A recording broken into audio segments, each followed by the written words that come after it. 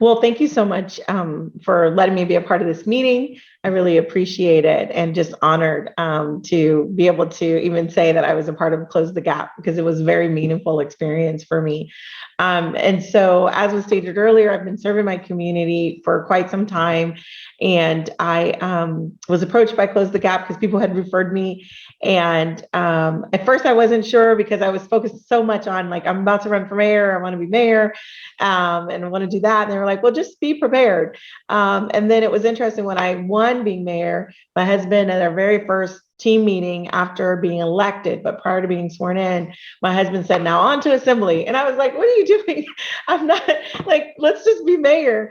And then having these conversations with Susanna and my recruiter, Kathy, it was just like, you should prepare just in case. If you want to leave the door open, then you need to prepare for that door, just in case you want to walk through it. And so, of course, on that very first day, I was noted, as it was noted when I was sworn in, that day I was at the symposium and then left, couldn't go to the reception because I had to go get sworn in as mayor, and was able to keep that relationship over the years as mayor. And it was really helpful in helping me understand what it meant to serve in Sacramento, to leverage my current position as mayor even better, to also leverage when I had the opportunity to serve on regional boards like ABAG. I became chair of the housing committee through my understanding of the process from Close the Gap, being able to serve on BACMed, Bay Area Air Quality Management, serving on the committees I did. Really Close the Gap helped me leverage all of those relationships and just understand the role and how it can play a greater part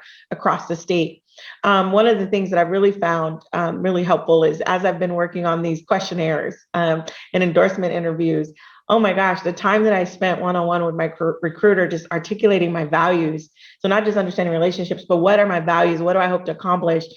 Those have been super helpful in this process. And so when the door did open, we had always been looking at 24, and then we had an idea that maybe 22.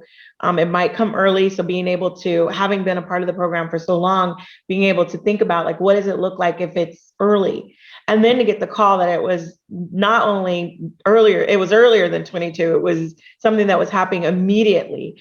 It was amazing to be able to step right in and know what to do.